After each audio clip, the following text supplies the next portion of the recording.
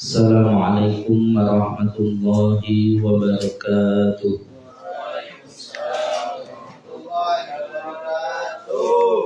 Bismillahirrahmanirrahim. Kalamun qawfimun la yumalu samahu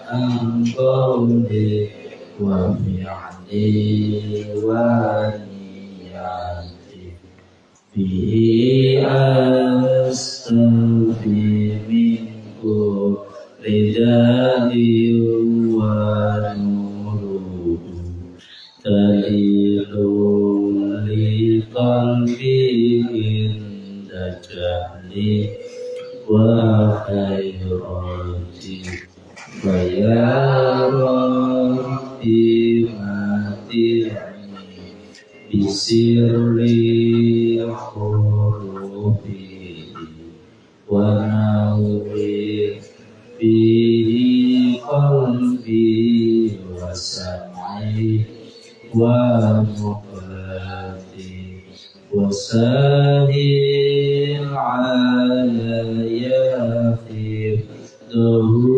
summa darsahu bijahin nabi wal ahli summa sohabati.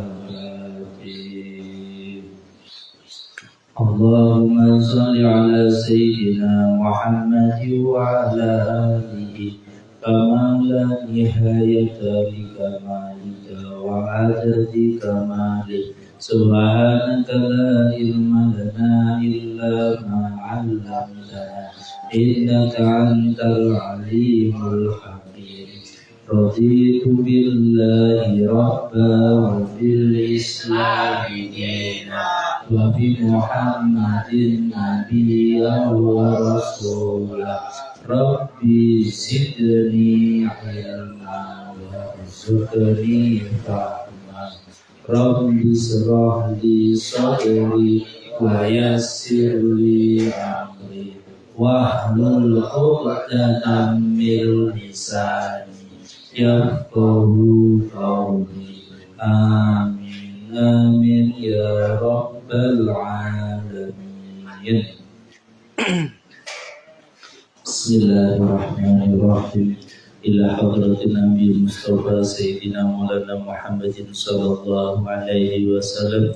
Wasmaila hadrati Syaikhul Qadir Jalan Qaddasallahu sirrahu wa nawara dharibahu wa yu'li darajatihi wa ta'alaina min barakatihi. Wasmaila hadrati Abi Hasan Al-Sadidi. Wasmaila hadrati Syekh Hasim Muhammad. Wasmaila hadrati Syekh Sauki Afandi. Wasmaila hadrati Syekh Hasan Syadibi. Wasmaila hadrati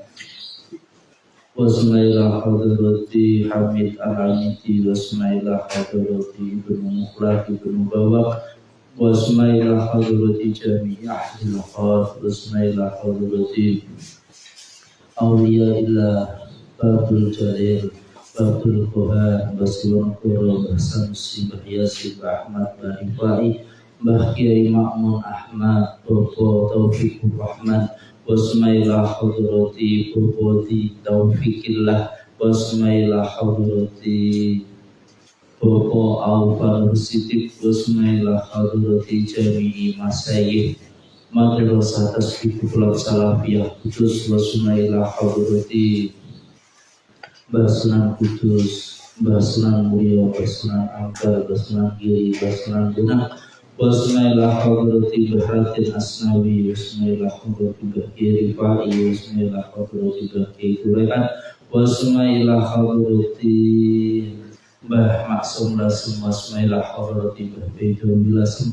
Wasmaila hadrati Mbah Maksum Dirboyo, Mbah Anak Dirboyo. Wasmaila hadrati Jami'il Ulama wa Rasatul Anbiya. Wasmaila hadrati Jami'i Ahlil Qubur minal muslimina wal muslimat wal mu'minina wal mu'minat من مشارق الأرض ومغاربها وبارك وصنعنا وأمتنا وجدت وجدت مسيحي ومسيحنا وخصوصا إلى حضرة Bapak Sudiro Yasir wasmaila hadrati Qadarsi wasmaila hadrati Abi Fakhruzi bin Bahrusti wa husanila ruhi Abi Abdurrahman bin Bahrahdam wa tasallahu sirrahum wa radurikahu wa yuli darajatihim wa ta'alayna min barakatihim bisiril Fatihah.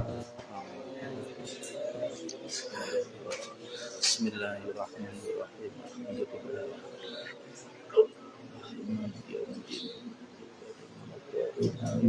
Wa khususan ila ruhi wa jasadi Bapak Didin Sirojudin Lemka Sukabumi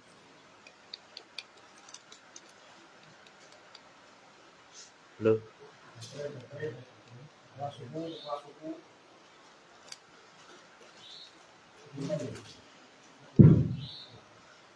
ganti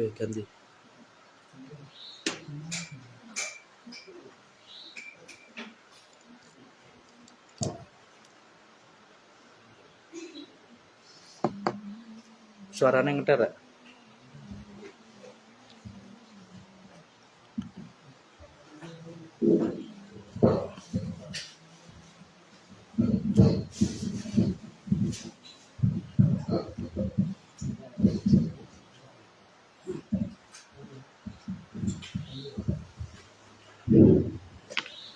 Wa khususan ila ruhi wa jasadi Bapak Didin Sirojudin Lemka Sukabumi wa khususan ila ruhi Ustadz Haji Muhammad Asiri wa khususan ila ruhi wa jasadi Ustadz lan Ustadzah Pondok Pesantren Seni Kaligrafi Al-Quran Kudus wa khususan ila ruhi sedaya santri-santri pasaran PSKK Kudus wa khususan ila ruhi sedaya ingkang membantu terlaksananya berjalannya dengan baik acara pasaran Ramadan ini. Al-Fatihah.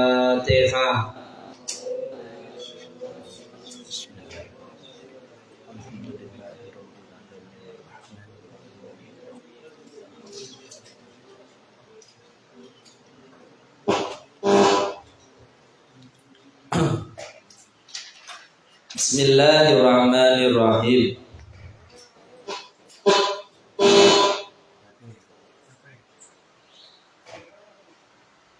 Pinggir dong dulu.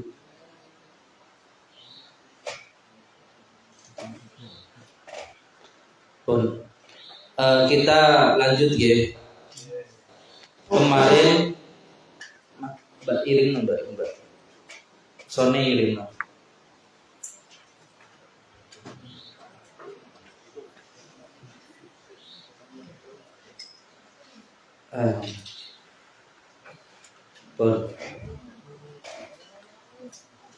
Lanjut ya.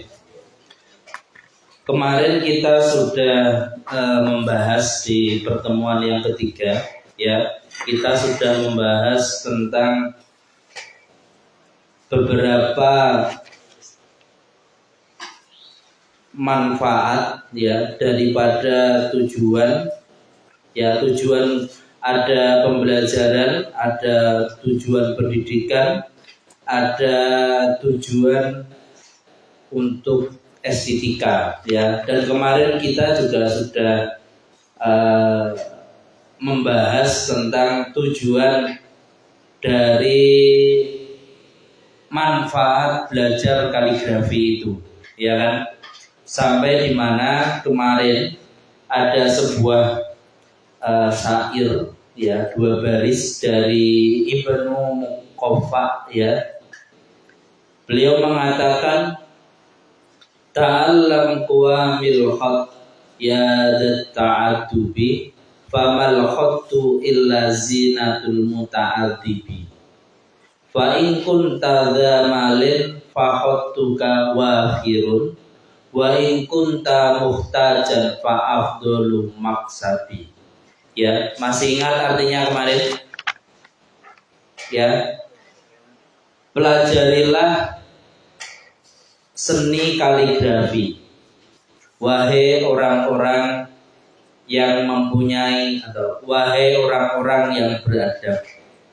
Famal khottu, karena dengan kalian belajar kaligrafi, illa zinatul muta'addibi. Artinya apa?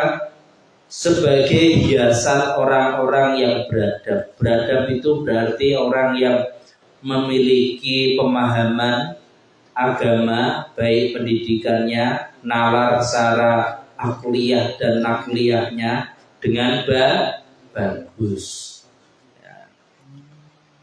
Terus jika kalian tidak memiliki keuangan atau kurang, ya, ini di bait syair yang kedua, wa in kunta dza malin fahutuka wafirun wa in kunta muhtajan fa afdalu maksabi.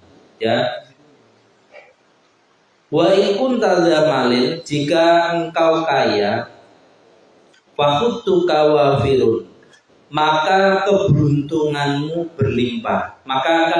Jika kamu memiliki banyak uang, ya, maka kaligrafimu itu sebagai hiasan yang indah di dalam rumahmu, ya kan?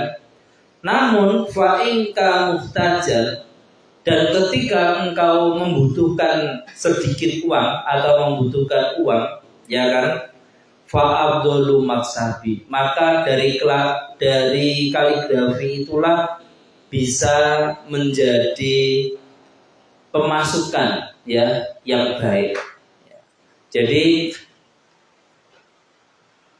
belajar kaligrafi itu manfaatnya luar biasa, ya kan? Jadi tidak hanya sebagai hiasan di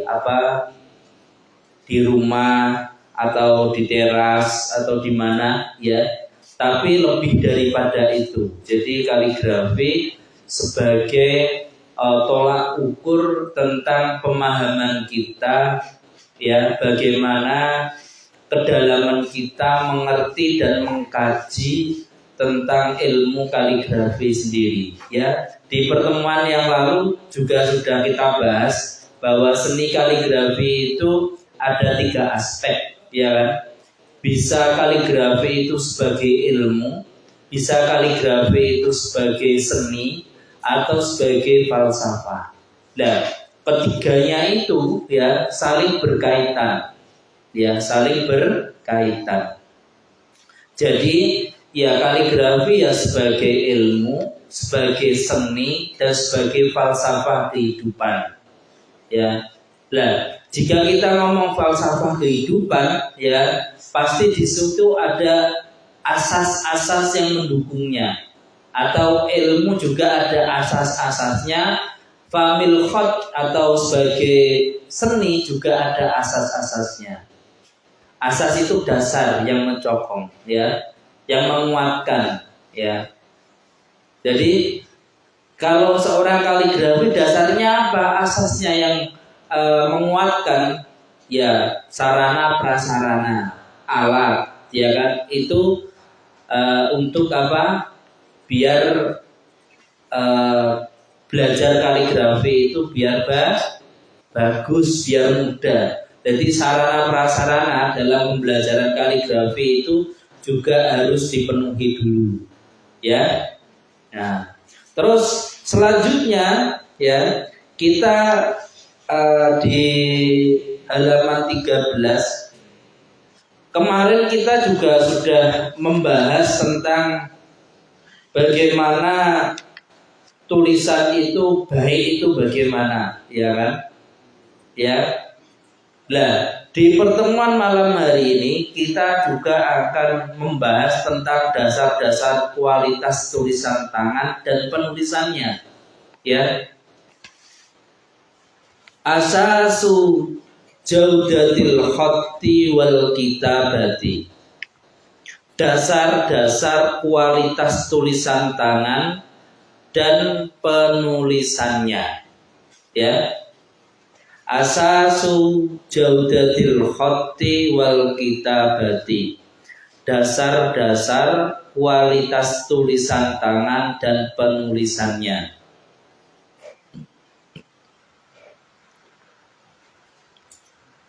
Likai yakunal khattu jamilan yajibu ayyakuna makru'an wa mutanasikon wa wadihan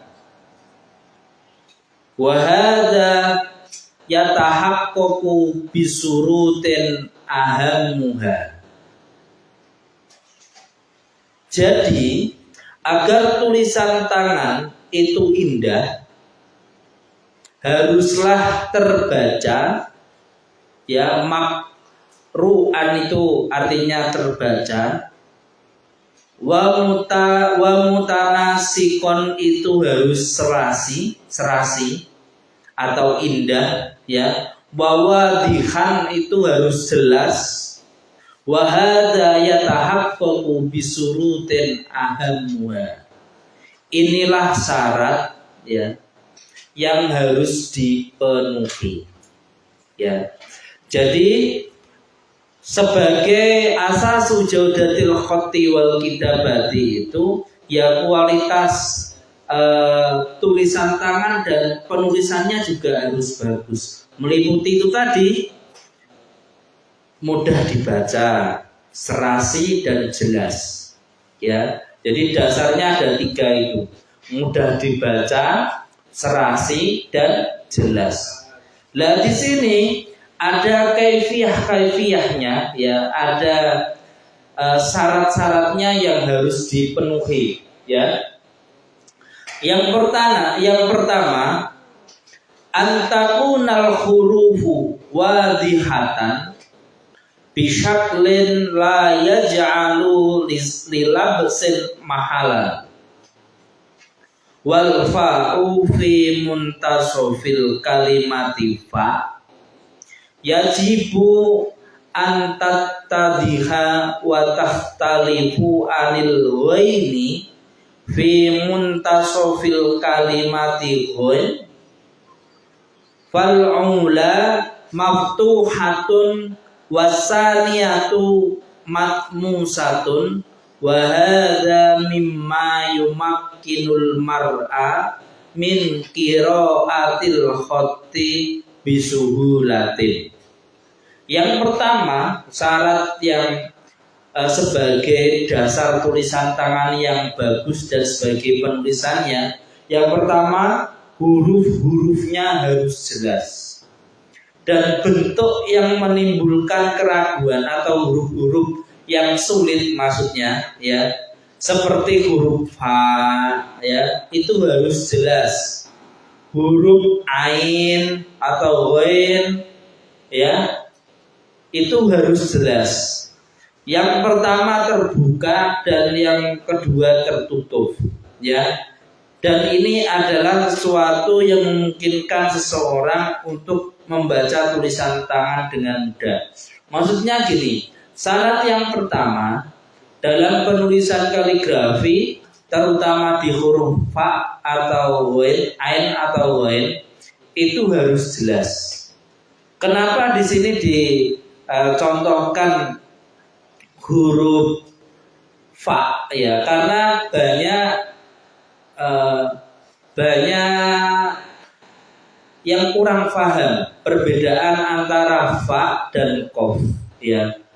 Jadi jika huruf fa, ya, itu yang panjang, jadi fa itu hurufnya panjang. Jika kepala fa itu dibuang, maka akan menjadi ba tunggal, ya kan? Nah, perbedaannya apa dengan qaf, ya? Qaf itu jika kepala qaf dibuang, itu akan tampak huruf nun, ya. Jadi huruf nun itu akan tampak. Terus kalau ain dan ghain, ya, itu cara pembuatan kepalanya itu ada 3. Yang pertama ditulis setengah dulu, setelah itu digambar, cara pertama. Cara kedua digambar secara keseluruhan ya, dari ujung pena, menggunakan ujung pena. Dan yang ketiga ditulis langsung dengan cara pena diangkat ya. Baik itu di khot naskhi ya, ataupun khot sulusi, khot naskhi atau khot sulusi ya. Karena pembuatan ain ya antara khot naskhi dan khot sulusi itu hampir sama ya, hampir sama. Perbedaannya di sholatul hurufnya ya, di ukuran titiknya ya. Kalau huruf sulus ya itu lebih besar daripada naskhi ya. Itu pun ya kan seperti huruf H ya. H itu ada dua ya, huruf H, jim, ha, kho itu juga ada dua ya. Ada istilah maftuh. Maftuh itu artinya terbuka atau muhlah yang tertutup ya. H ketika menggandeng dengan huruf ke bawah ya, atau huruf datar, dia menggunakan maftuh ya. Maftuh itu H yang terbuka ya. Beda lagi ketika huruf H ya, atau kho atau jim yang menggandeng huruf ke atas, itu menggunakan huruf muhlak atau tertutup ya. Nah, ada beberapa istilah di dalam kaligrafi seperti ada kaf finzani, ada kaf saifi, ya kan? Itu perlu difahami. Kenapa istilah-istilah dalam penulisan kaligrafi itu banyak? Nah, dari situlah kita harus memahami, ya, harus memahami. Oke, syarat yang kedua apa? Antakuna ahjamul hurufi fil kalimatil wahidati mutanasibatan min haisul hazmi wal ardi wantidomil ahzai. Jadi syarat yang kedua sebagai dasar-dasar kualitas tulisan tangan dan penulisannya, yaitu ukuran huruf-huruf. Dalam satu kata harus proporsional dari segi ukuran, lebar, dan keteraturan bagian-bagiannya. Maksudnya ini bagaimana? Jadi syarat yang kedua, huruf itu harus sesuai dengan ukurannya, proporsinya, ya. Proporsinya bagaimana? Nah, itu harus harus diperhatikan. Mata sebelah.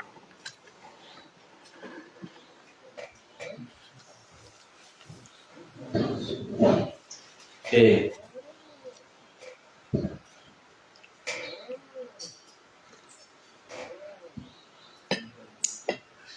Alhamdulillah.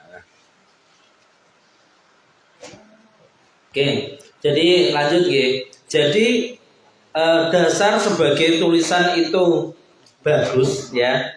Itu harus sesuai dengan proporsinya atau ukuran huruf itu. Contoh ya, contoh. Antara huruf H tunggal, huruf naskhi, khot naskhi ya, khot naskhi dan khot sulusi itu berbeda. Walaupun dalam penggoresannya atau dalam waktu menggores itu hampir sama. Nah, proporsinya itu sebagai ukurannya adalah busolatul huruf itu tadi atau kompas huruf. Ya kan? Jadi yang pernah saya singgung ya. Jadi titik itu kan memiliki 3 fungsi. Pertama sebagai saklun handasiun ya. Jadi titik pertama itu sebagai saklun handasyun, ya. Jadi titik itu memiliki garis vertikal dan horizontal, ya. Dan titik itu harus betul-betul bentuknya proporsi. Jadi titik persegi 4 itu bagaimana? Nah, itu titik. Yang kedua yaitu sebagai wahdah qiyasiyah atau wahdah qiyasiyatun, ya. Sebagai satuan huruf di titik, ya. Jadi jika kita pahami, ya kan, titik itu terdiri, ya, huruf itu terdiri dari titik dan pola, setelah itu menjadi bentuk, ya. Jadi dari satu titik itu menjadi pola. Nah, pola-pola inilah yang dimaksud proporsinya atau sesuai dengan kaidahnya, ya. Nah, proporsi ini baik atau tidak, sesuai atau tidak, ini tergantung busolahnya atau ukuran titiknya, ya kan.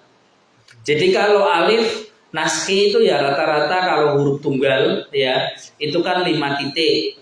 Kalau sulus ya 7 titik. Beda lagi kalau khat lain. Kayak khat ri'ah, alif itu kan 3 titik. Beda lagi dengan dewani jali, ya, atau dewani. Itu kan titiknya kan hampir sama seperti sulus, ya kan?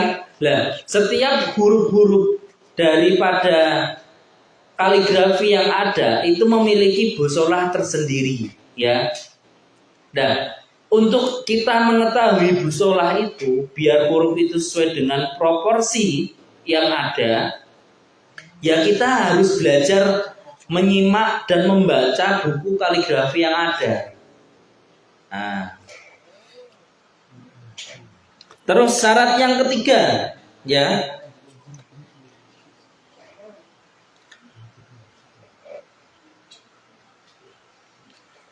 Terus tadi di segi ukuran lebar, ya, lebar.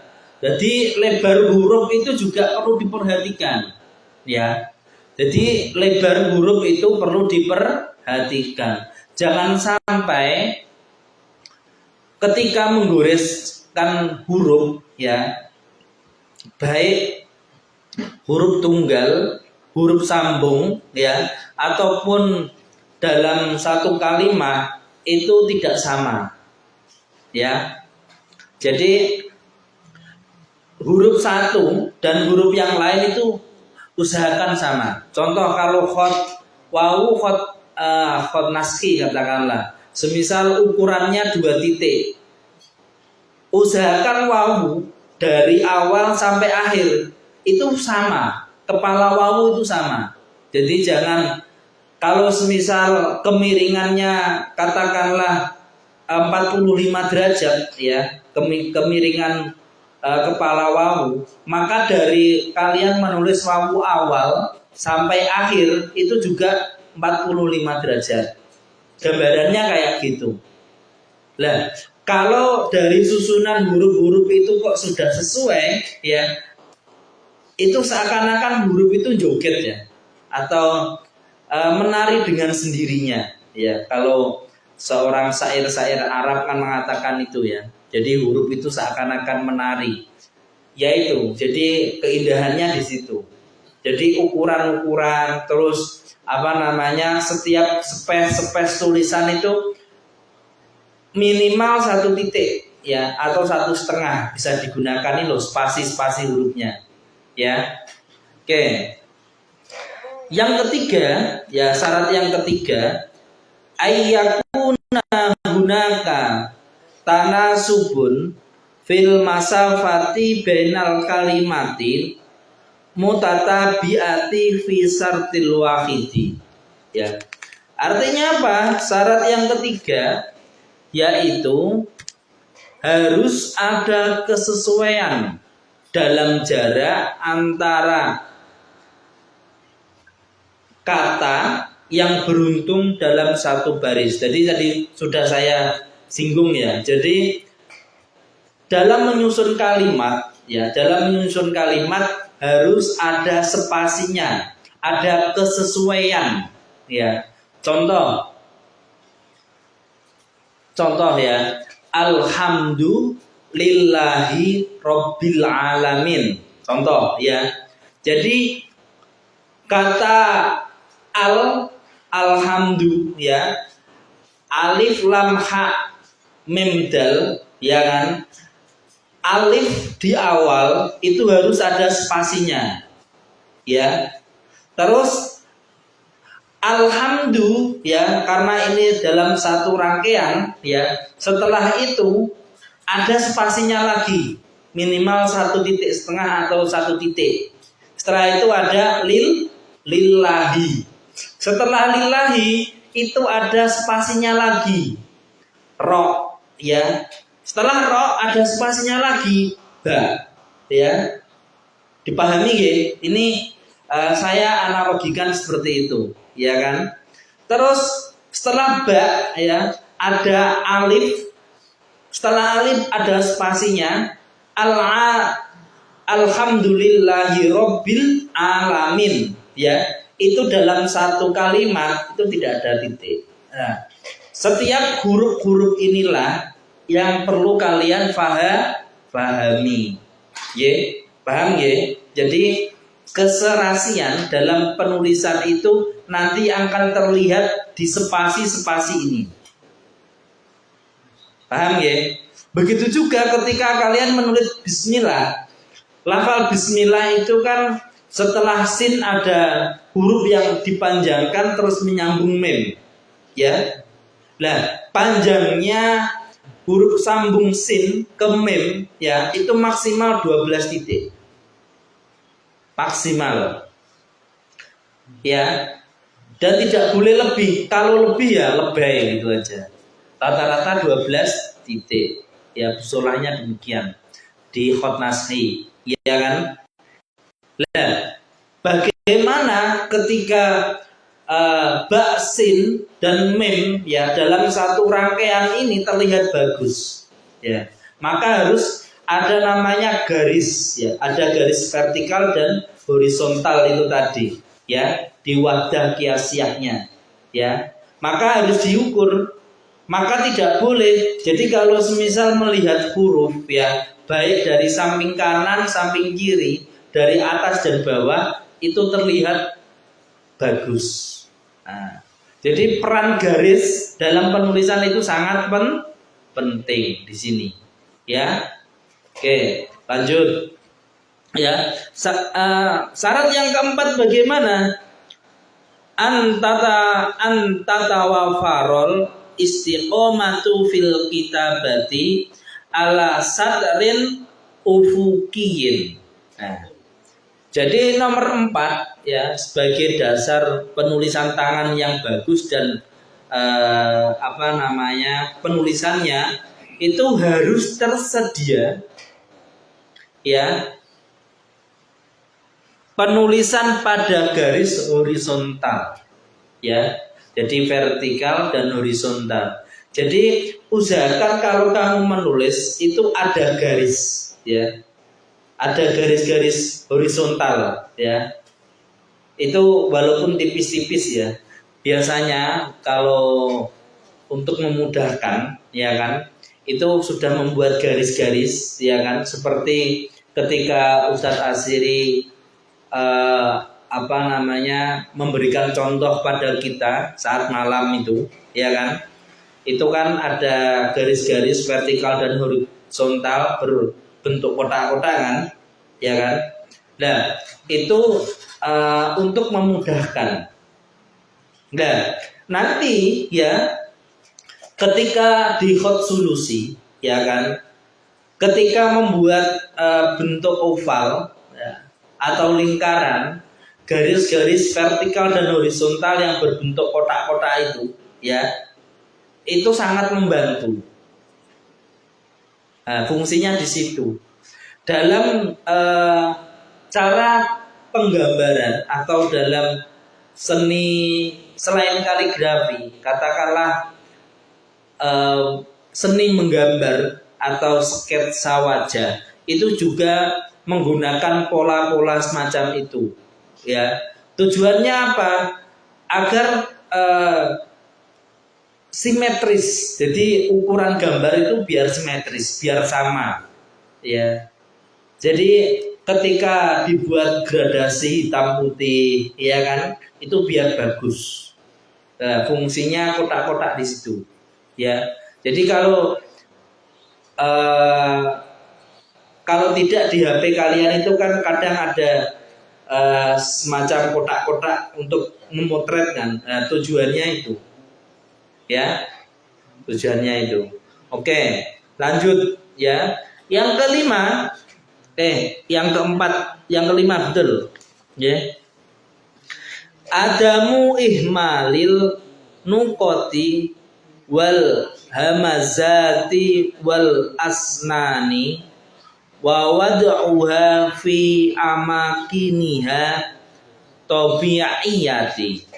Syarat yang kelima, tidak mengabaikan titik-titik, hamzah dan gigi-gigi huruf dan meletakkannya di tempat-tempat yang sesuai atau semestinya.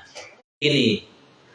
Jadi dalam penulisan ya maksudnya bagaimana? Jadi kalau huruf sin ya, sin yang pertama dan sin yang kedua itu berbeda, ya kan?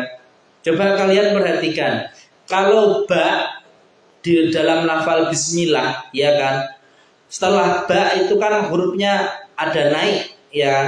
Sin yang pertama itu ukurannya adalah 1 titik, sedangkan sin yang kedua ukurannya adalah 1,5, ya kan, 1,5 titik, ya kan.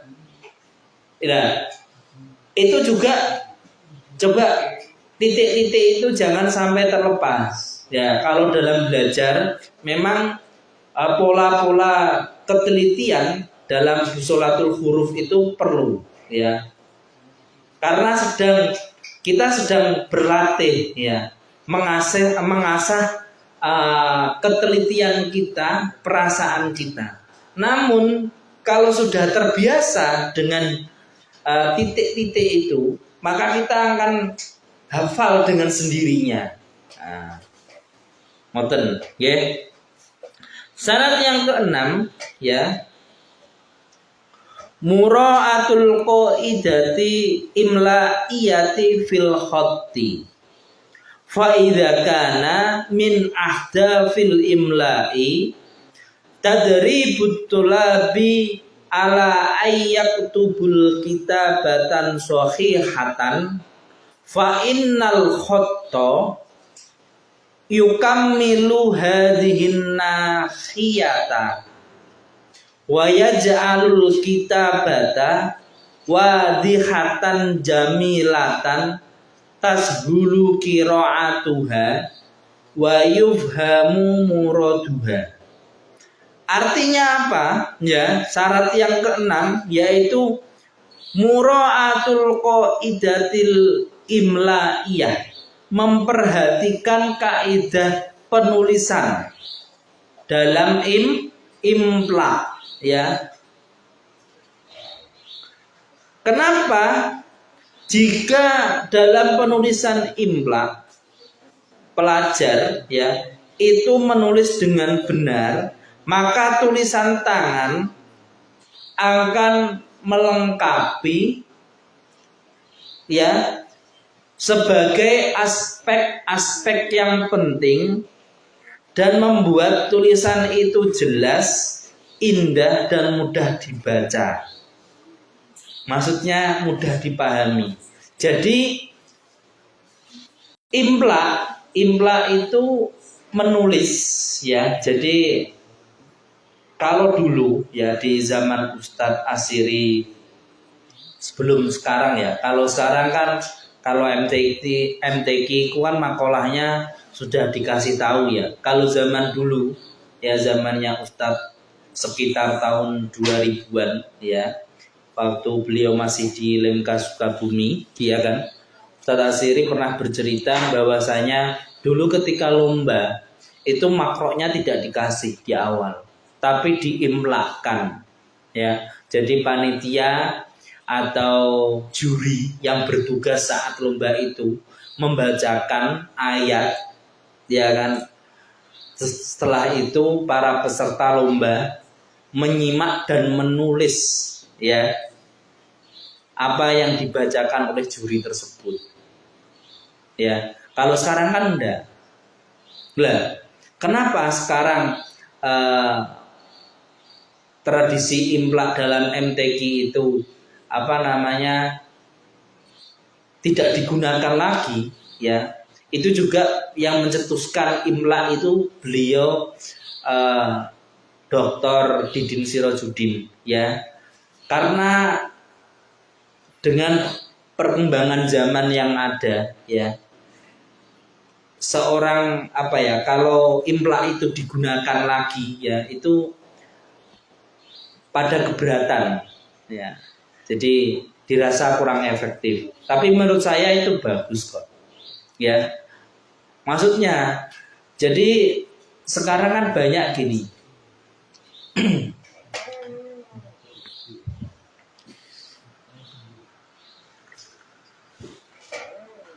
Monggo, boleh ngopi dulu.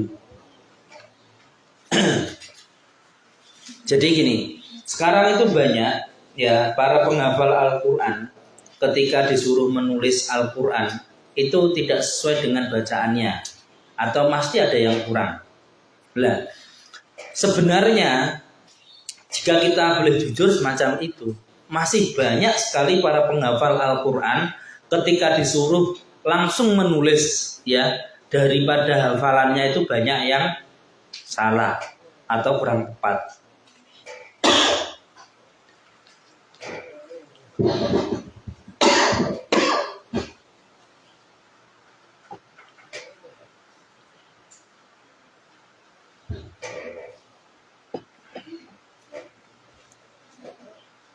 Oke.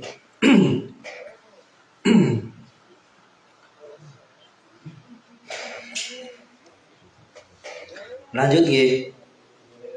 Jadi imla dalam penulisan kaligrafi itu sangatlah penting, ya. Jadi biasakan jadi kalau kalian sudah terbiasa belajar imla, ya, maka ketika menulis terutama di bidang proyek ini, ya.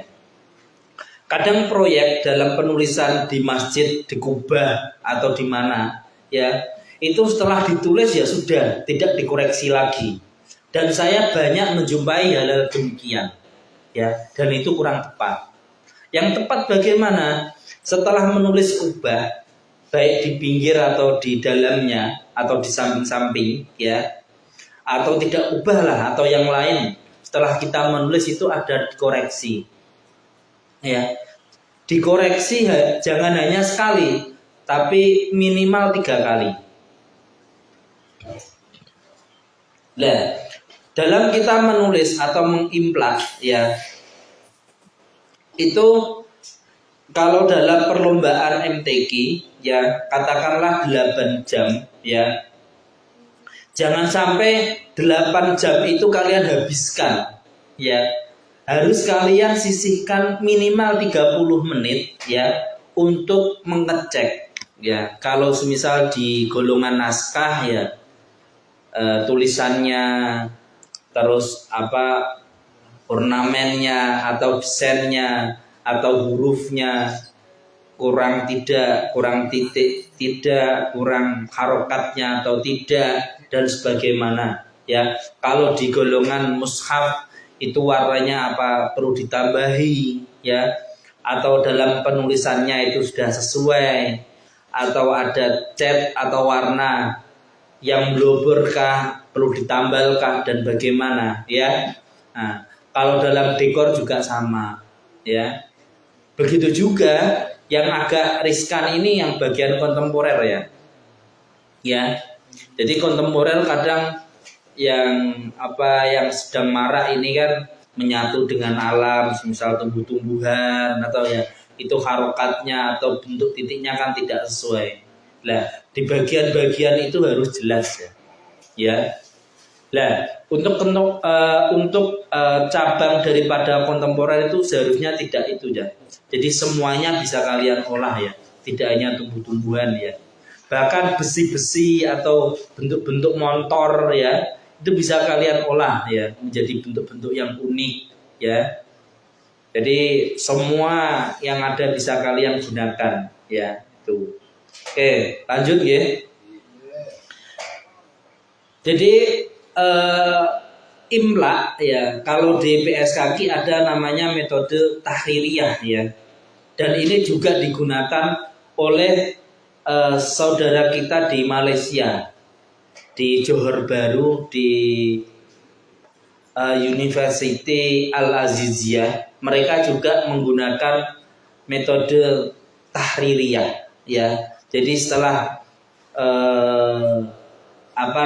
setelah selesai ya, para tulab-tulab Malaysia itu selesai dalam menghafal Al-Quran, maka mereka menulis 30 juz ya, walaupun menggunakan mata pena bulat. Mata pena bulat itu mata pena biasa ini loh ya kan, nah, itu bisa. Oke, yang ketujuh ya, Qudratul katibi ala sur'ati fil kitabati wa ya'ti dzalika bi kasrati tamrini wa tikrori bi harokatin munsajimatin mutalahiqatin yatarottabu alaiha injazul amalil kitabi bi itqonin fi waktin qosirin. Jadi syarat yang ketujuh bahwasanya tulisan sebagai dasar tulisan itu bagus dan penulisannya memiliki kemampuan untuk menulis dengan cepat dan dengan banyak latihan, pengulangan, serta memiliki gerakan yang harmonis dan berurutan yang menghasilkan penyelesaian pekerjaan tulisan dengan sempurna dan tepat waktu. Jadi syarat ketujuh, tulisan itu dianggap bagus ya. Itu dalam penulisan itu harus cepat. Namun cepatnya di sini harus harmonis, harus sesuai dengan kaidah dalam penulisan itu sendiri. Dan penyelesaiannya harus cepat. Maka jika kalian banyak menjiplak ya, banyak latihan menggores ya, atau menggunakan metode menduplikasi karya-karya master yang ada, baik dari penulisan baik dari Syekh Sauki Effendi atau Hasyim Muhammad atau Mustafa Halim atau Syekh Muhammad Izzat ya, atau yang lain ya, atau dari Hamid Al-Amidi ya kan, itu semakin kalian banyak menggores, maka secara tidak langsung kalian akan hafal ya untuk proporsi hurufnya. Nah, kalau sudah sesuai, maka tulisanmu sudah layak ya untuk dipublishkan ya secara umum. Oke, lanjut ya. Nah, setelah kita mengetahui dasar-dasar daripada penulisan yang baik itu bagaimana, kita akan mengetahui bagaimana pelatihan tentang tulisan tangan yang sesuai itu seperti apa ya. Oke, lanjut ya. At-tadribu alal khotti ya, at-tadribu alal khotti, pelatihan tentang tulisan tangan ya. innal wusula bitulabi ilal mustawa ijadati fil khatti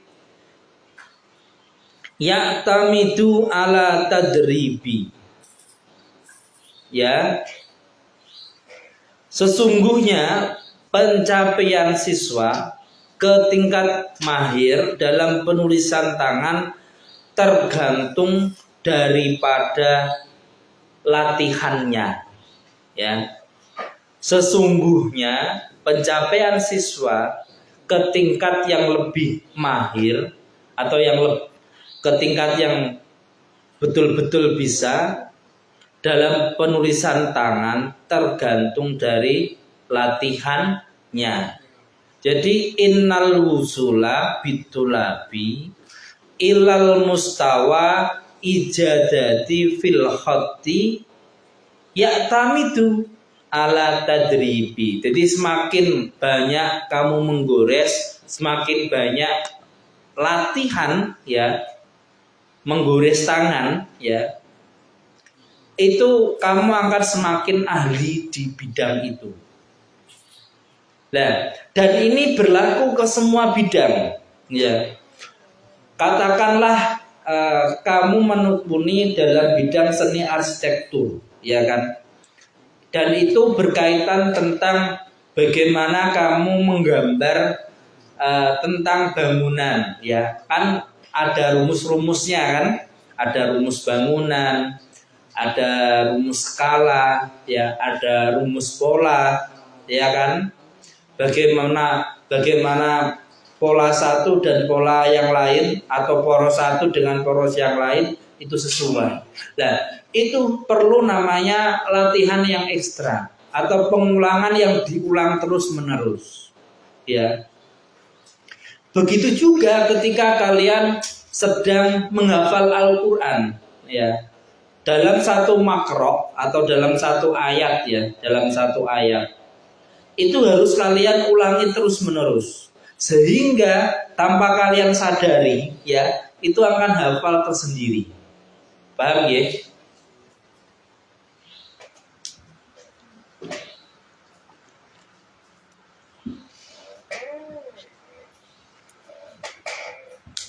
Oke. Terus bagaimana ya tujuan dari pelatihan itu bagaimana? Ahdafu tadribi. Tujuan pelatihan. Jadi tujuannya itu pertama ya, la budda ayu adiyat tartibu tadribu ya. Saya ulang, la budda ayu adiyat tadribu ila suratil kitabati walihada kana min wajibin muallimin ayyuhawila tadribat tulabihi ala suratil ma'kulati fil kitabati wala siyama asna'a kitabatil mulah khosoti wa nususil imla'i. Jadi tujuan dari pelatihan yang pertama, pelatihan harus mengarah pada kecepatan penulisan. Ya, walihadakana, oleh karena itu menjadi kewajiban seorang guru untuk terus melatih siswanya pada kecepatan dalam menulis, terutama saat menulis ringkasan dan teks imla.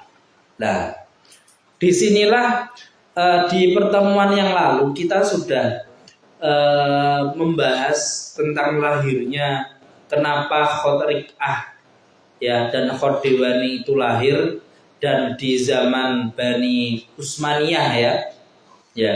Jadi ketika di zaman Bani Utsmaniyah khot rik'ah dan khot dewani bahkan khot farisi itu lahir di zaman Bani Utsmaniyah ya. Bisa kalian cek di buku History of Arabic atau Sejarah Arab ya, di perpustakaan PSKG ada ya, dibaca-baca bukunya.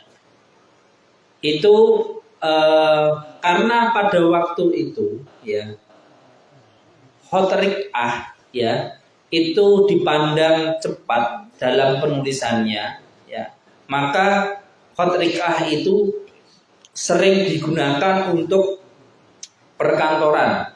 Bahkan Khotrikah itu sering digunakan untuk surat menyurat, baik surat menyurat kenegaraan secara resmi dan surat menyurat tidak resmi ya, atau menyampaikan pesan dari satu ke orang lain ya, itu rata-rata menggunakan Khotrikah di saat Bani Utsmaniyah. Nah, itu sejarah awalnya ya. Nah, jangan sampai lupa bahwasanya setiap sejarah dari kaligrafi ini kan berkembang terus, ya kan? Dulu di zaman Bani Utsmaniyah tidak ada namanya pertandingan ya untuk Khotrikah, itu tidak ada, belum, pada awal-awalnya belum. Tapi ketika perkembangannya ya, cabang-cabang kaligrafi yang ada itu diperlombakan. Nah, kenapa dalam cabang-cabang kaligrafi itu perlu diperlombakan? Karena untuk menjaga ya khazanah keilmuan atau khazanah peradaban Islam yang ada. Karena apa? Karena turunnya Al-Quran ya itu tidak lepas daripada menulis Al-Quran itu sendiri ya. Jadi turunnya Al-Quran itu tidak lepas dari menulis Al-Quran itu sendiri. Jadi membaca dan menulis ya. Ya, walaupun pada awal-awalnya ya Arab atau khot yang sedang kita kenal namanya khot kufi yang lama ya, itu tidak ada harokatnya, tidak ada titiknya, tidak ada tasdidnya, tidak ada sukun, fathah, kasroh dan dhammahnya ya. Nah, dari situ kan seni kaligrafi itu kan berkembang dengan pesat ya, sampai ada namanya kaligrafi kontemporer ya. Jadi tujuan daripada pelatihan kaligrafi itu seorang guru kaligrafi ya, baik pelatih atau guru, itu harus membimbing anaknya biar cepat dalam penulisannya. Nah, salah satu trik biar anak itu lebih cepat ya menguasai setiap huruf daripada kaligrafi yang ada atau kaidah kaligrafi yang ada, itu salah satunya dengan cara menjiplak tulisan. Jadi tulisannya master dijiplak, itu penting ya. Terus tujuan daripada pelatihan yang kedua yaitu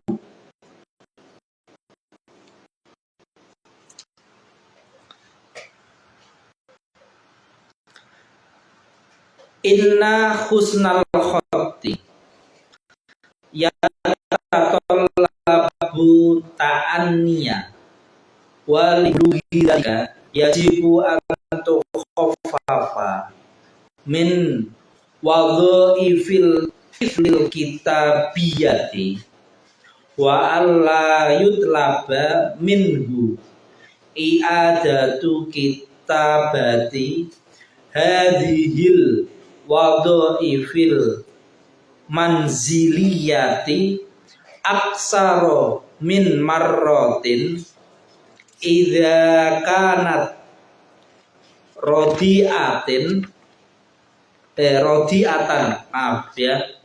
rodiatan. Jadi syarat yang kedua ya, yaitu tulisan yang bagus membutuhkan ketelitian, untuk mencapai agar tugas-tugas dalam menulis ya, anak harus tidak boleh diminta untuk menulis tugas-tugas rumah ya, atau dengan cara diulang-ulang di rumah lebih daripada sekali ya.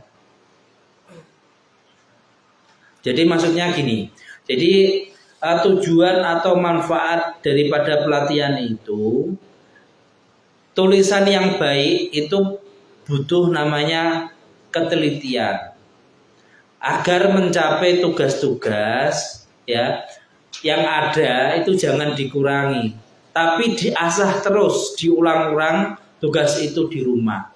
Jadi maksudnya tuh gini ya, tujuan dari pelatihan itu, jadi ketika pelatihan ya, yo jangan hanya pelatihan saja. Kayak gini kan bisa dikatakan pelatihan ya, pelatihan dalam penulisan kaligrafi ya kan. Nah nanti setelah kalian selesai dari pasaran Ramadan ini dan kembali ke rumah masing-masing ya, itu dilatih lagi kan. Di pasaran Ramadan PSKK ini kan diajari banyak semacam yang sudah kita lihat ini di bagian sini kan, kita sudah belajar namanya dekorasi ya kan, dekorasi nanti dipraktekkan ya. Terus membuat set tehzib maupun mushaf itu juga dipraktekkan juga, diulang juga. Terus kalian kan juga sudah dibagikan buku-buku kaligrafi ya. Nah itu juga dipelajari lagi, disemak lagi ya. Jangan sampai setelah dari pasaran Ramadan ini terus sudah ya tidak mau berlatih lagi, tidak mau berkarya lagi. Lah itu yang kurang pas ya. Jadi setelah ini ya selamanya diulang, dilatih terus sampai betul-betul kalian itu hafal ya. Oke. Syarat yang ketiga ya, syarat yang ketiga,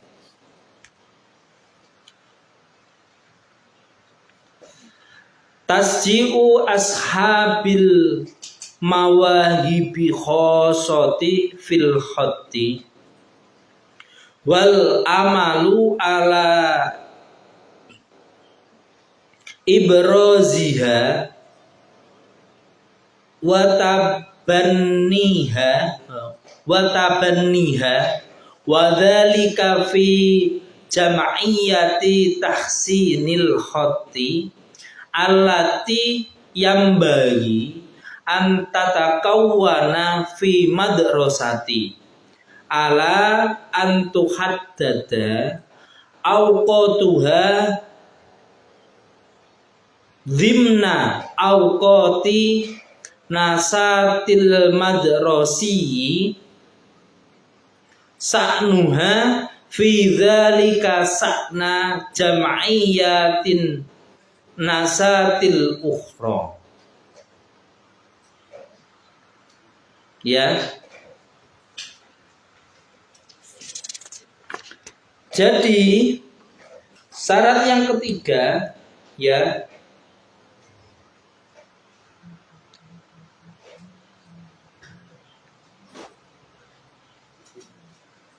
syarat yang ketiga, di samping kita mengulang-ulang daripada penulisan itu ya, jadi tasji'u ashabil mawahibi khosoh fil khoti. Jadi kalian harus memiliki waktu khusus ya, waktu khusus dalam berlatih ya, baik di madrasah atau di sekolah atau di saat pelatihan atau di luar itu ya. Jadi kalian harus memiliki waktu yang khos ya, memiliki waktu khusus ya, sehingga kalian dapat memanage, ya, membagi. Jadi gini. Jadi syarat yang ketiga ini kalian harus pintar-pintar, ya, membagi waktu, ya. Jadi saat waktu latihan kalian gunakan, ya, gunakan untuk latihan. Lah, waktu latihan yang bagus, ya, yaitu saat malam, posisi tenang, jam 9 ke atas, ya. Atau kalau tidak, kalian boleh selepas isya, ya, selepas isya itu tidur dulu, ya, sampai jam 12, ya. Atau setelah jam 9 kalian tidur, setelah pas jam 12 kalian bangun sholat, baik sholat tahajud, sholat hajat dan yang lain, wiridan sebentar, setelah itu baru menulis sampai pagi. Itu saya rasa waktu yang sangat bagus, ya. Jadi harus memiliki waktu khusus dan itu dilakukan setiap hari. Nah, antara kegiatan yang lain, ya, seperti ke madrasah, ke sekolahan atau ke kampus atau mengajar, ya, dan lain sebagainya, itu dapat kalian bagi-bagi. Ngoten, nggih. Jadi setiap hari karena kita memilih untuk di bidang kaligrafi, ya, kita harus menulis. Atau kalau tidak menulis, menggores atau membuat karya. Jadi setiap hari kita harus membuat karya. Setiap hari. Terus, Pak, karya saya itu kan saya setiap hari membuat karya. Apakah dijamin laku? Ya kan? Kan kebanyakan itu. Laku atau tidaknya karyamu itu tergantung dari hasil karyamu itu. Pertama itu. Yang kedua, yaitu tentang bagaimana manajemen pemasaranmu atau promosimu. Ya, saya kira kalau kamu sudah terjun di satu bidang kesenian, katakanlah kaligrafi, ya kan, kamu istiqomah, ya, menulis kaligrafi, ya, pasti akan ada orang yang tertarik kok. Yang penting kamu berkarya saja, berkarya, terus sambil belajar promosi, ya. Makanya kita sebagai santri itu jangan menutup mata dengan kecanggihan teknologi, ya. Nah, teknologi yang ada, ya kan, seperti di Facebook, di Instagram, di Telegram, ya, di Thread, di mana lagi, di TikTok dan lain sebagainya, itu kalian gunakan untuk mempromosikan karyamu, ya. Apalagi dibantu dengan kecerdasan buatan, yaitu AI, ya kan, itu digunakan, ya, digunakan. Nah, kalian harus menyeimbangkan, terutama nanti kalau kalian sudah berkeluarga, ya, itu penting, ya. Jadi bagaimana kesestabilan dalam keluarga itu perlu, ya.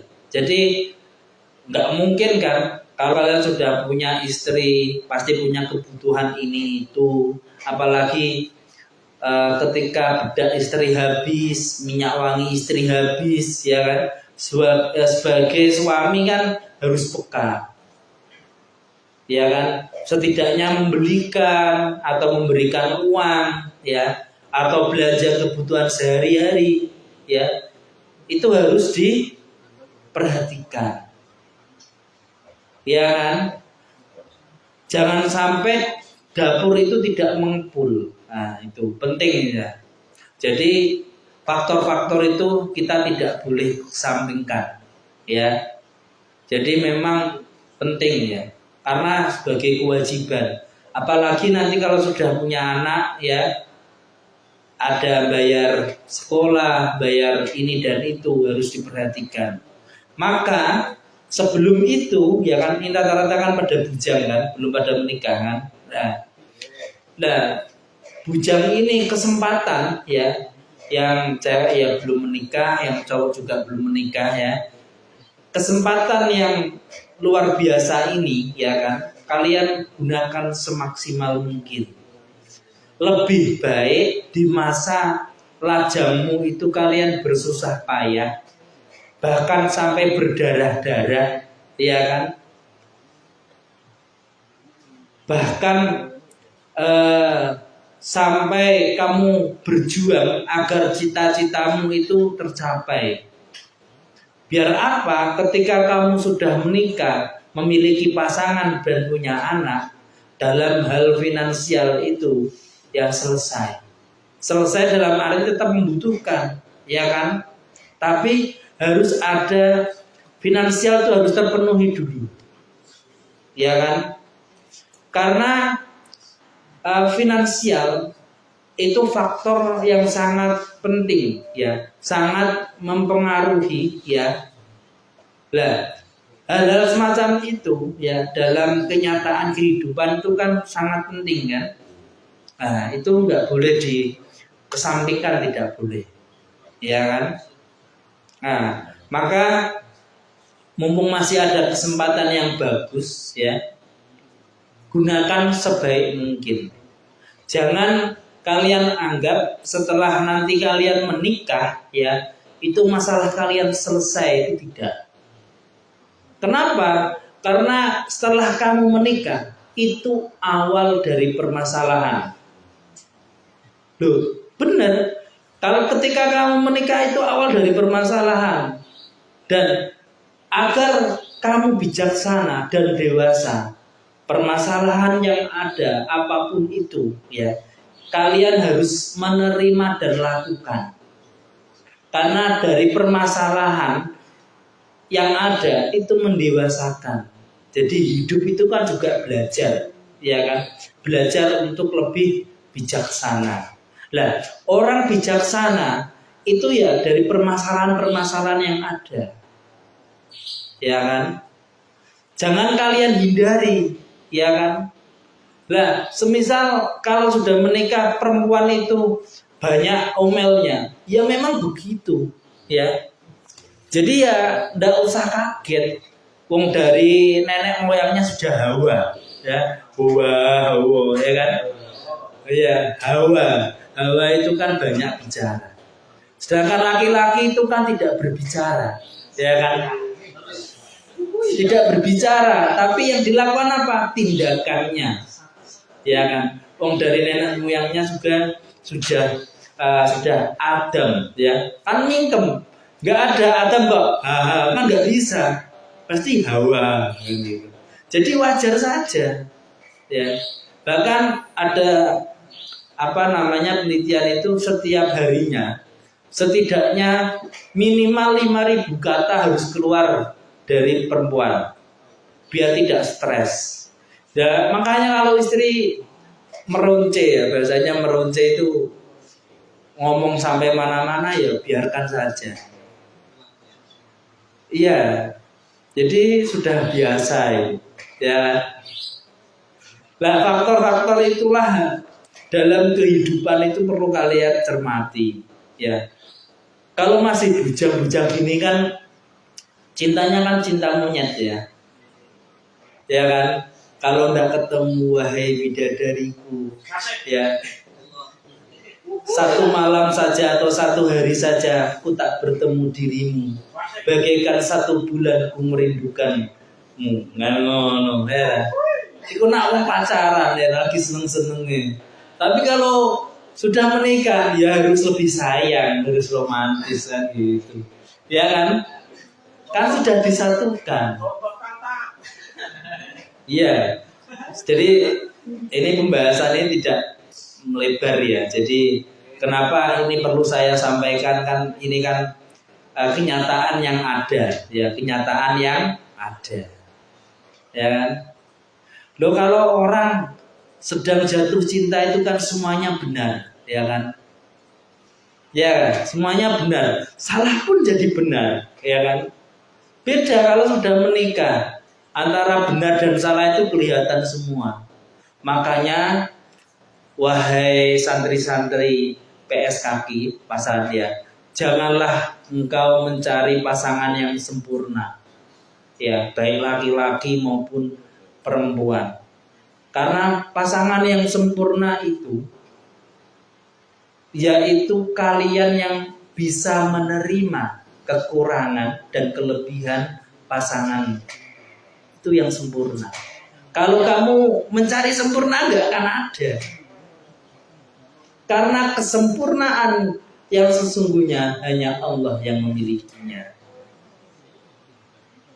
Maka kalau kamu melihat mencari pasangan kok hanya dari wajah saja, ya, dari ganteng saja, dari pinter saja, ya, pasti kamu akan banyak kecewa. Atau dari parasnya yang cantik saja, dari pandainya saja, kamu akan kecewa.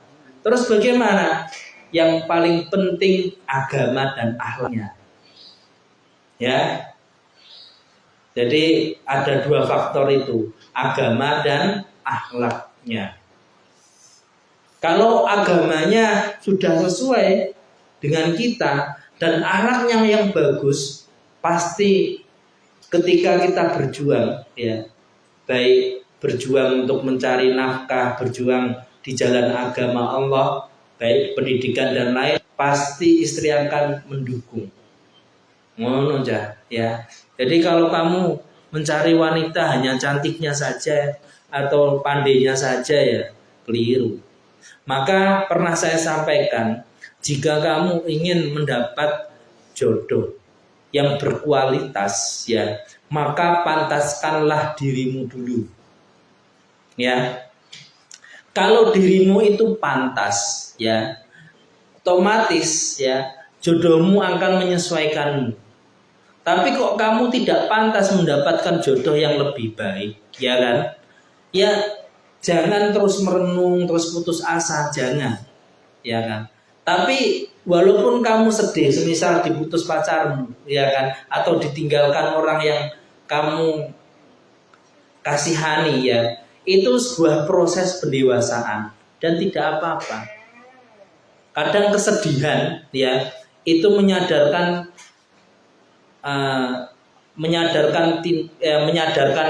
kita tentang pahitnya hidup. Maka, ya kan, sering-seringlah ngopi. Coba kamu lihat filosofi kopi. Kopi itu warnanya hitam, walaupun ada kopi susu, ya kan? Hitam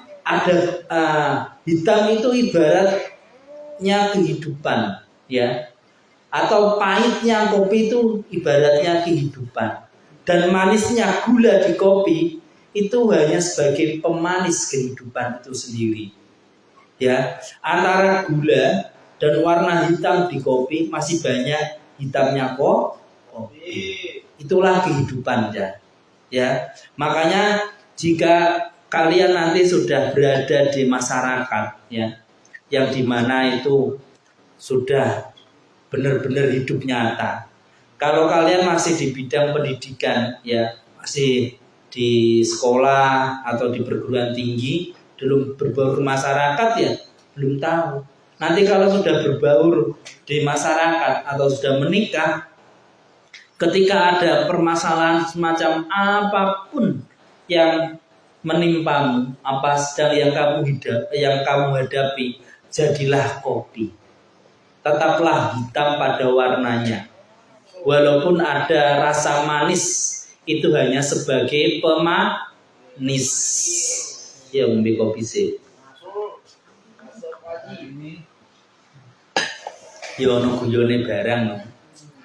Ngono aja. Jadi warna hitam itu kan warna netral, ya kan? Warna netral. Ya. Itu semoga dengan belajar dari kohwah atau kopi ini, ya, kita mengambil banyak pelajaran hidup. Jadi ngaji ku yo ono kitabe yo disinggung karo kehidupan. Biar apa? Biar ketika kamu pola pikirnya itu tidak hanya di kitab saja, tapi juga berani menghadapi kenyataan hidup. Itu yang penting ya kan. Tidak ada kalian akan lari dari permasalahan, tidak ada. Dan setiap orang itu memiliki masalahnya masing-masing. Terus yang baik bagaimana? Tetaplah bijak dan waras, ya. Tetap bijak dan waras. Karena banyak orang yang bijak dan tidak waras itu ada. Ya. Waras itu ya dalam hal pemikiran, dalam hal finansial itu penting. Ya, harus gitu nggih. Lanjut. Nah, ngono kudune ya ono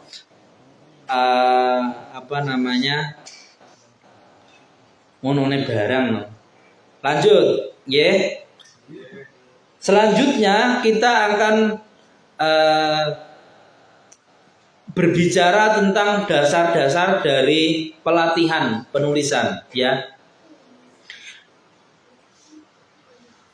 Asasu tadribi, ya.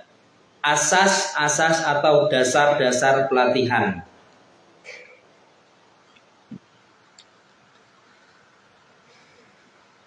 Yang pertama, idra'um basoriyu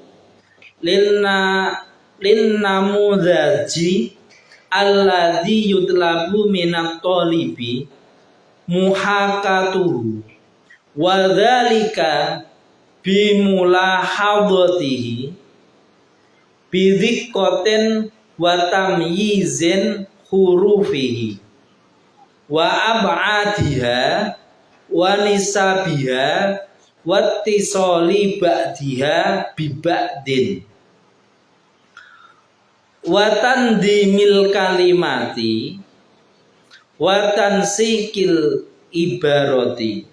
Jadi maksudnya gini, dasar-dasar dalam pelatihan itu yang pertama, persepsi visual terhadap bentuk atau model yang ditiru oleh para siswa, dan itu dengan mengamatinya dengan cermat sehingga dapat membedakan huruf-hurufnya, dimensi-dimensinya, proporsinya, dan hubungan beberapa di antara dengan lainnya, dan mengatur setiap susunan frasa dan kalimatnya. Jadi gini, jadi dasar-dasar dari pelatihan itu, ya, siswa diharapkan ketika meniru itu jangan hanya meniru saja, ya. Jadi tahapannya gini, ketika meniru karya master, walaupun menjiplak, ya kan, setelah meniru selesai, katakan 10 lembar kamu meniru huruf alif sampai ya karya master, itu kan sudah sama, ya kan. Tahap yang kedua, jangan meniru lagi, jangan menjiplak lagi, tapi meniru, maaf ya. Jangan menjiplak lagi, tapi meniru, ya. Diingat-ingat ketika latihan menjiplak tadi, ya. Jadi tahap pertama itu kan menjiplak, ya. Menjiplak itu kan ada meja untuk menjiplak karya kan, meja khusus kan, yang ada lampunya, terus ada contoh karya master, terus kita jiplak, ya. Setelah itu selesai, ya, biar siswa itu lebih mengena, hafal proporsi daripada huruf-hurufnya dan dimensi setiap hurufnya. Setelah menjiplak, ganti ditiru, ya. Jadi ditiru. Usahakan sama persis ketika menjiplak tadi, ya. Yang kedua, intiqalu hadal asari min hasati ibsori ila marokizil asobiyatil khosoti bil kitabati wahya ad-dira'u wal yadu wal asabi'u. Maksudnya bagaimana? Ya, dasar-dasar pelatihan yang kedua itu ya, perpindahan dari indera penglihatan ke pusat-pusat saraf saat menulis, yaitu lengan, tangan, dan jari-jari. Ya, jadi dasar-dasar pelatihan itu biar antara pikiran, hati, ya, secara akliyah, nakliyah, dan tangannya itu sesuai. Ya, makanya perlu latihan. Oke. Selanjutnya al-muhakatu awit tanfidu al-dhaliyu wahya